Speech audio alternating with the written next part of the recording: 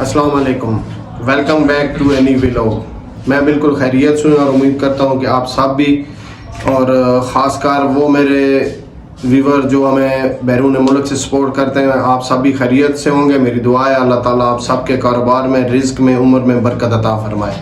आज का व्लॉग सराइकीच और स्पैशली गनी बिरा देना।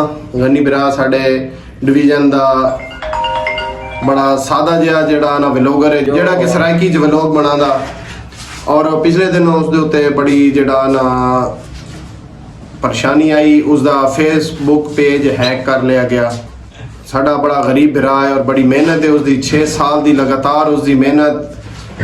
गरीब ने बड़िया औखे हो के पैकेज दिहाड़ियाँ कर करके ला के तो उस अपना मेहनत की थी, और इतना 97,000 फॉलोवर उसका जड़ा ना जी उस पेज ते आई, और वो पेज हैक हो गया। और गनी बिरा परेशान नहीं होना है तो परेशानी वाली गल, लेकिन असा तेरे नाल हाँ। इंशाल्लाह तेरा पेज बड़ी जल्दी जड़ा ना रिकवर हो वैसी।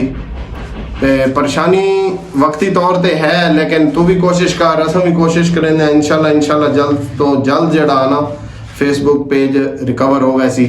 सन पता तू साडा गरीब बिरा है, तेरी जड़ा ना मेहनत बहुत ज़्यादा, ते इंशाल्लाह तेरे नाल वालदैन दियां दुआवां ते साडे जे बिरावां दियां दुआवां, इंशाल्लाह बहुत जल्दी तेरा फेसबुक पेज रिकवर हो वैसी। बिस्मिल्लाहिर्रहमानिर्रहीम।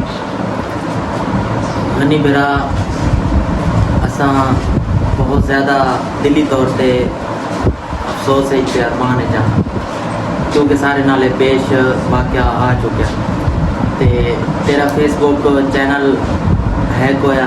सानू उसका बहुत ज़्यादा दिली तौर पे दुख ते उदा अरमान अफसोस है।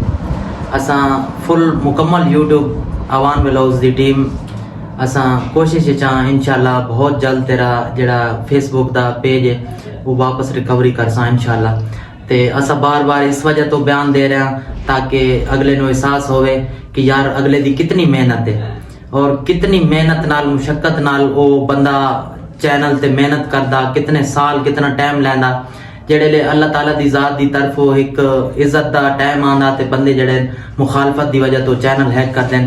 तो इंशाल्लाह आवान व्लॉग्स दी टीम मुकम्मल तौर ते तेरे नाल है ते इंशाल्लाह फुल सपोर्ट करदे पैन तेरे नाल। असा बार बार यही कह रहे हैं तेरे नाल हाँ, और असा फुल कोशिश कर रहे हैं कि इंशाल्लाह तेरा जेड़ा फेसबुक दा है वो पेज वो रिकवरी चा। ते मेरी टीम भी आवान व्लॉग्स दे सारे मुकम्मल जेड़ा वो असा फुल अपने तेरे कोशिश कर रहे हैं ते बहुत जल्द तेरा फेसबुक इंशाल्लाह रिकवर होवे सी। आजकल का दौर बन गया कि फेसबुक जेड़े पेज हैक करने पेन, पैसे कमाने पे, ब्लैकमेलिंग करने पेन, काफी वाकई होने पेन। आजकल वो आइडिया दे पैसे, कोई पैसे स्कैम कर रहा, कोई किए कर रहा, बड़े वाकयात होने पेन। बट तू टेंशन ना गया, तेरे को डिटेल होनी चाहिए तेरी फेसबुक दी मुकम्मल। जियां मिसाल तौर पे ओल्ड बर्थ का date of birth, old date of birth होवे, ठीक है, ते पुराना नंबर जेड़ा ऐड होना वो होवे। मैं इंशाल्लाह फुल कोशिश करे साथ रिकवर करके देसा।